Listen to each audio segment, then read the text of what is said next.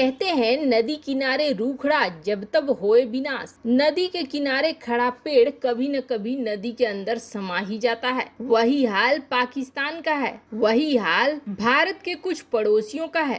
भारत के पास एक छोटी खुफिया पनडुब्बी देखी गई है। किसकी है ये पनडुब्बी और किस खतरनाक इरादे से ये आई थी और कितना विनाश ये कर सकती है। तो वहीं दूसरी तरफ इजराइल ने पाकिस्तान को एक बड़ा वाला तोहफा दिया है। तो सबसे बड़ी खबर, भारत का हाइपरसोनिक मिसाइल अब आया सामने। इसके अलावा बहुत कुछ, आइए जानते हैं इन खबरों को विस्तार से। इजराइल और फिलिस्तीन के बीच जब विवाद शुरू हुआ था तब बेगानी शादी में अब्दुल्ला दीवाना हो गया था पाकिस्तान इस मौके का फायदा उठाना चाहता था। पाकिस्तानी विदेश मंत्री तो इजराइल के बारे में अनाप शनाप बयानबाजी भी कराए थे। पाकिस्तान ने बहुत कोशिश करी उस समय जितने भी मुस्लिम देश है सबको एक जगह लाने के लिए, सबको हथियार उठाने के लिए, सबको इजराइल के खिलाफ करने के लिए। अब पाकिस्तान ने इतना बड़ा सब कुछ किया तो पाकिस्तान को कुछ तोहफा तो मिलना चाहिए। इजराइल ने यह वही तोहफा पाकिस्तान को दिया है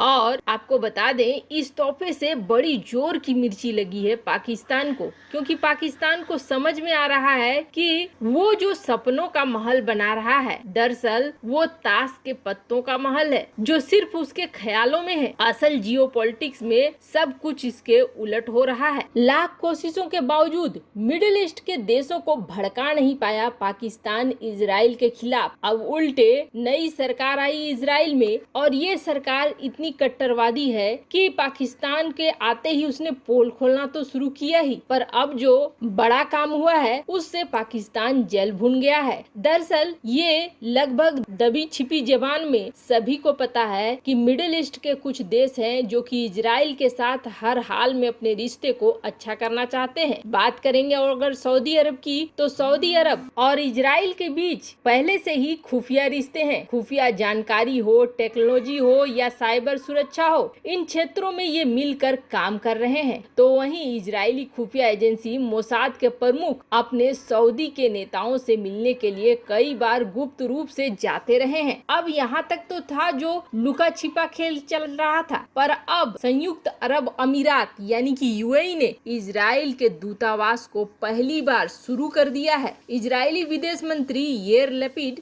दूतावास के उद्घाटन के लिए पहुंचे। आपको बता दें ये जो लैपिड हैं ये 2 साल बाद इजराइल में प्रधानमंत्री बनेंगे। अब ये दूतावास खोलकर बहुत बड़ा मैसेज दे दिया गया है। अरब मुल्क के लिए ये अब एक ऐतिहासिक यात्रा है। अब कहा यह जा रहा है कि मिडिल ईस्ट के कई देश जल्द ही इजराइल के दूतावास खोलना शुरू करेंगे, जो कि पाकिस्तान और चीन दोनों के लिए बड़ा झटका है। इस स्क्रीन पर ये जो मैप देख रहे हो आप, इस मैप में भारत से लगता हुआ पाकिस्तान का एक बेहद महत्वपूर्ण नेवल बेस है, पीएनएस इकबाल। ये नेवल बेस बहुत ही ज्यादा महत्वपूर्ण है और आपको बता दें 1971 में भारत ने इस नेवल बेस को बुरी तरीके से तबाह कर दिया था और यही वजह थी कि भारत को बहुत बड़ी बढ़त मिल गई थी उस जंग में। पूरे इस नेवल बेस को ही खत्म कर दिया था भारत ने। वैसे इस जगह पे अब कई सारे नेवल बेस बना लिए हैं पाकिस्तान ने। दरअसल इस जगह से पाकिस्तानी नेवी अपने सबमरीन्स को भेज दिया करती थी भारत के क्षेत्र में रेकी करने के लिए, पता लगाने के लिए, जांच के लिए और जासूसी के लिए, जिनका फायदा इन्हें मिला करता था। और अब इस वक्त ये एक बार फिर चर्चा में आया है और उसकी सबसे बड़ी वजह ये है कि भारत के साथ जब भी लड़ाई होगी, चाहे वो चीन की हो या फिर पाकिस्तान की हो, लड़ेंगे ये चीन पाकिस्तान दोनों ही, पर इसमें ये बेस बहुत बड़ी भूमिका निभाएगा। ये पाकिस्तानी नौसेना की रीढ़ की हड्डी है क्योंकि भारत के से सबसे ज्यादा नजदीक यही है। अभी भी इस नेवल बेस पर कई घातक हथियार और युद्धपोतों को तैनात करके रखा गया है, पर अब एक छोटी सी ऐसी पनडुब्बी भारतीय समुद्री इलाके के आसपास में देखी गई जो कि बेहद छोटी थी। छोटी होने के कारण सोनार सिस्टम और रडार इसे आसानी से पकड़ नहीं सकते, लेकिन ये कोई बड़ा मिशन अंजाम देने के लिए नहीं, सिर्फ खुफिया मिशन और इलाके की टोह लेने जैसे काम कर सकती है। ये सकरे इलाके में घुसकर खुफिया जानकारी इकट्ठा करती है। इस पनडुब्बी की लंबाई है मात्र 55 फीट और गोलाई से ये 5 से 7 फीट के आसपास है। वैसे इसमें टॉर्पीडो फायर करने के लिए जगह भी है। अब ये पनडुब्बी दरअसल है पाकिस्तान की, लेकिन पाकिस्तान ने इसे बहुत ही छुपा कर रखा था। पाकिस्तानी नौसेना का ये सीक्रेट मिनी पनडुब्बी एक बार पहले 2016 में आया था सामने, वो भी थोड़ी देर के लिए। तब इसे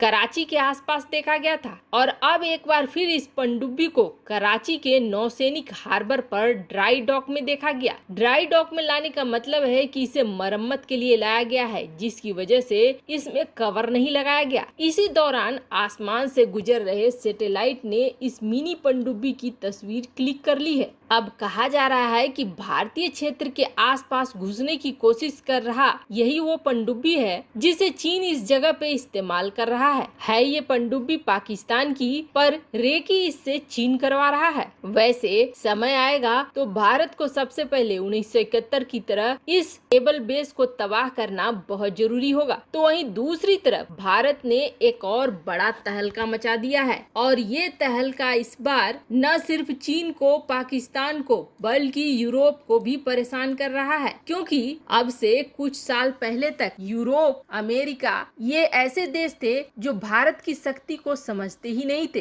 कहा यह जाता था कि भारत सपेरों का देश है, यहाँ सिर्फ बीन बजाकर सांप का तमाशा दिखाने वाले लोग रहते हैं। पर 2020 में एक महीने में जिस तरीके से भारत की DRDO ने 45 मिसाइलों का परीक्षण करा, उससे ही दुनिया को थोड़ा बहुत आकलन तो जरूर हो गया कि अब वो भारत को जिस नजरिए से देख रहे थे वो नजरिया उनका गलत था। लेकिन अब उनके नजरिए को और भी ज्यादा गलत साबित करने के लिए भारत ने बड़ा ऐलान कर दिया है। अब ये सिर्फ उनका नजरिया ही गलत साबित नहीं करेगा, बल्कि इन देशों की चिंता भी बढ़ा रहा है। लगातार इधर 15 दिनों से भारत किसी न किसी मिसाइल का परीक्षण किए जा रहा है और अब भारत ने एक नया नोटम जारी किया है बे ऑफ बंगाल में, जो कि 8 जुलाई से 11 जुलाई यानी 3 दिनों के लिए ये नोटम जारी किया गया है, जिसके बाद चीन छोड़ो यूरोप में भी धमाका मच गया है और वो देखने बैठे हैं कि आखिर भारत अब की किसका परीक्षण कर रहा है। वैसे तो कहा यह जा रहा है कि शायद XRSM या SPDR इंजन का परीक्षण करे भारत, लेकिन अब जो असलियत निकल कर सामने आई है वो इन सब चीजों को पीछे छोड़ रही है। 350 किलोमीटर के क्षेत्र को नो फ्लाइंग जोन घोषित किया गया है और बहुत ज्यादा चांसेस है कि भारत इसमें अपने हाइपरसोनिक मिसाइल